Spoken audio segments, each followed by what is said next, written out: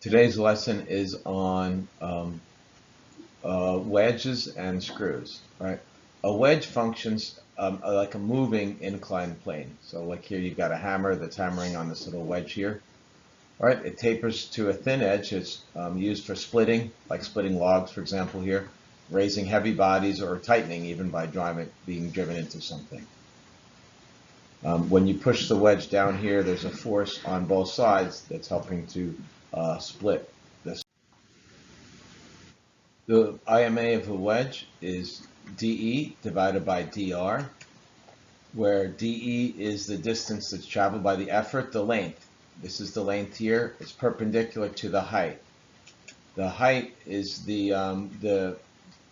width of the flat surface that we're hammering onto the wedge. Again, notice the length is perpendicular to the height. So the IMA is L, that's perpendicular to the height, divided by the H. Notice here that the length is not the hypotenuse like it was in an inclined plane. The length is perpendicular to the height. What's the IMA of our wedge? Okay, it's going to be 10 inches divided by 3 inches, gives us an IMA of 3.3.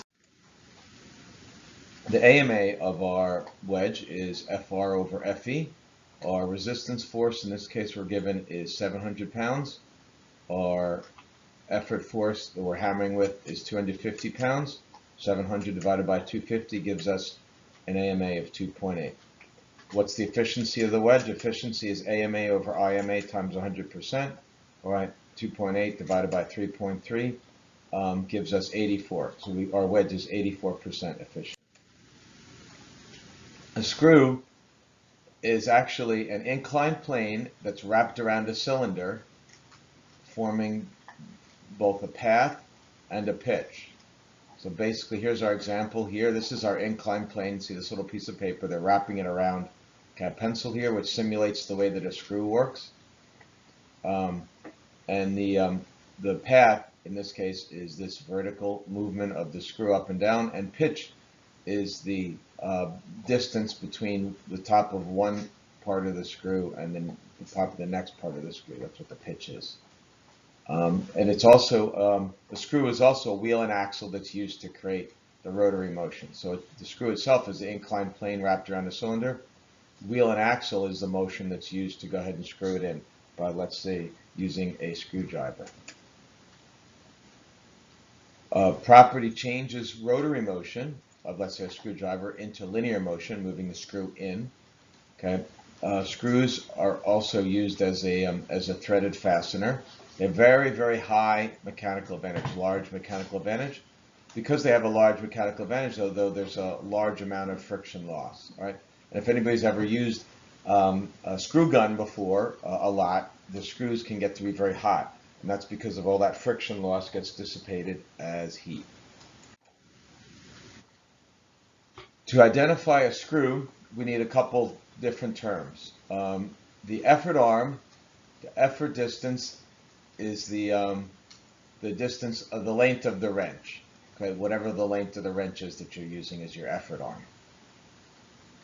A longer wrench makes it easier than a shorter wrench, but if you've ever used a wrench, you probably are familiar with that. In order to read a screw, for example, if you bring a screw to, let's say, Home Depot or Lowe's and you want to go ahead and replace it, you need to be able to read the threads. The first information here, this ½ inch, tells us the diameter. That's the diameter of the actual screw part, not the head. It's the diameter of the screw part from the outside, outside of the threads. This next number, 13, is the number of threads per inch. The threads per inch varies with what we call the pitch. Remember, the pitch is the distance between the threads. The pitch is the distance between the threads, as well as the linear distance traveled by one rotation of the screw. In addition, they add this NC. Okay, will help describe the type of thread that we've got. A coarse thread is one that you normally use to screw into wood. Coarse is a fatter thread. Fine thread is a very finer one, thinner one, and a fine thread would normally be used for screwing into metal or sheet metal. If there are 13 threads per inch, then the pitch or the distance between the threads is 1/13 of an inch. That's how we relate pitch to this threads per inch. How far is the screw going to screw in when it's got 13 threads per inch? If we're moving it linearly, moving in a straight line, if it's turned on one full rotation, that's 1/13 of an inch. 1 divided by 13. We're going to determine the IMA of this screw. As always, IMA is DE over DR. The effort distance is one rotation of the effort arm, which is the circumference.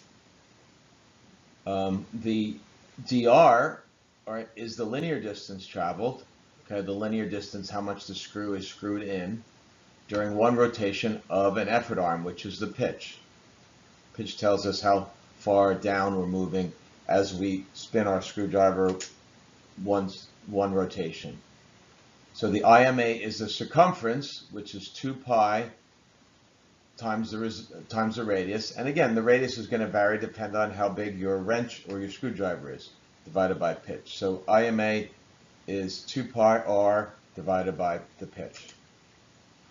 What's the IMA of a screw if effort is applied by an 8-inch long wrench? Well, R then is 8, so we're going to have 2 pi times 8 inches divided by the pitch, and the pitch is 1/20. Pitch is always going to be 1 over the thread count, 1 over the thread per inch. So we run that through a calculator. We have an IMA of 1005. Okay, 1000. Our IMA is basically roughly 1000. All right, so remember we mentioned that IMA of a screw is huge, a very, very high mechanical advantage. That's why screws are able to hold things together under lots of force. That's how cars, airplanes, spaceships are able to held together, because the screw has such a high mechanical advantage. What's the AMA of our screw? All right. Well, the FR is the force of the resistance, which is 1,200 pounds. It takes us 35 pounds in order of force to go ahead and get our bolt, in this case a bolt or screw, to rotate. 35 pounds, so we have 1,200 divided by 35. So our AMA is going to be 34 to 1. So what's the efficiency of our screw? Well, efficiency is AMA over IMA, which is 34 divided by 1,000, or 1,005, okay, times 100, 3.4%. So screws, as you can see here, are very inefficient, only about 3%. Okay, but again, they're very strong, which is why we use them a lot. And that energy is given off in terms of heat. Dissipates quite a bit of heat. Why is efficiency so low? Again, because of heat. Compound machines are simple machines that work together to complete a task. We did review this a couple lessons ago. To calculate the mechanical advantage in a compound machine, such as a bicycle here, it's the mechanical advantage of one times mechanical advantage of the other times mechanical advantage of the other gives you the total mechanical advantage.